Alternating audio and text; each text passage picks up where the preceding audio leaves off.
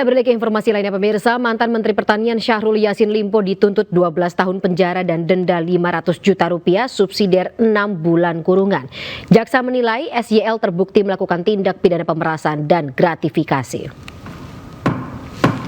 Silakan saudara terdakwa dipanggil masuk Pak penuntut umum. Pada para terdakwa untuk menduduki kursi yang telah disiapkan. Dalam sidang di Pengadilan Tipikor Jakarta, Syahrul Yassin Limpo dituntut 12 tahun penjara dan denda 500 juta rupiah, subsidiar 6 bulan kurungan. Jaksa KPK menilai terkait kasus dugaan gratifikasi dan pemerasan di lingkungan Kementerian Pertanian. Selain SYL, 2 ex anak buahnya turut menghadapi sidang tuntutan. Keduanya adalah ex Sekjen Kementan Kasdi Subagiono dan mantan Direktur Alat dan Mesin Kementan Muhammad Hatta. Berkas perkara terdakwa SYL terdiri dari 1.576 halaman. Jaksa penuntut umum menyatakan terdakwa Syahrul Yassin Limpo terbukti secara sah dan bersalah melakukan korupsi. SYL dituntut pidana 12 tahun penjara. Untuk 3 terdakwa ya. Baik ya, untuk efisien waktu karena Sebelumnya pemirsa, publik dibuat terkejut dan miris menyimak kesaksian pejabat Kementan yang diminta membayar keperluan pribadi dan memenuhi gaya hidup keluarga Syahrul Yassin Limpo. Berikut jumlah uang yang diduga diterima oleh istri, anak, hingga cucu SYL yang dibeberkan para saksi.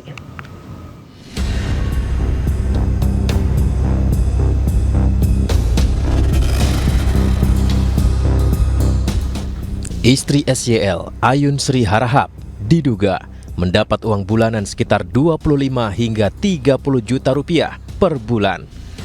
Mantan Kasubag Rumah Tangga Biro Umum dan Pengadaan Kementerian Pertanian Isnar Widodo menyebut mengeluarkan uang itu sejak tahun 2020 hingga 2021. Sementara itu dalam dakwaan jaksa disebutkan total penggunaan uang korupsi SYL untuk istrinya mencapai 938,9 juta rupiah. Istri SYL juga kerap menerima uang Kementan untuk membeli skincare atau perawatan kulit wajah. Kementan juga diduga pernah membayar pembelian mobil Toyota Innova seharga 500 juta rupiah untuk anak perempuan SYL, Indira Cundatita.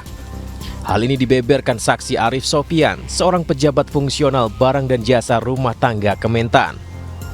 Anggota Komisi 4 DPR RI dari fraksi Partai Nasdem ini juga disebut menerima aliran dana 200 juta rupiah dari Ditjen Tanaman Pangan Kementan untuk terapi stem cell. Terapi stem cell adalah terapi kecantikan untuk memperbaiki jaringan kulit yang menua. Saksi lainnya, Sukim Supandi, yang merupakan Kabag Umum Dirjen Perkebunan Kementan mengungkap aliran dana korupsi SYL untuk anak laki-lakinya, Kemal Redindo. Menurut saksi, SYL diduga pernah meminta uang 200 juta rupiah untuk membayar renovasi kamar Kemal Redindo. Permintaan itu disampaikan SYL melalui percakapan WhatsApp. Selain itu, Kemal bahkan meminta langsung kepada saksi Sukim untuk dibelikan aksesoris mobil senilai 111 juta rupiah.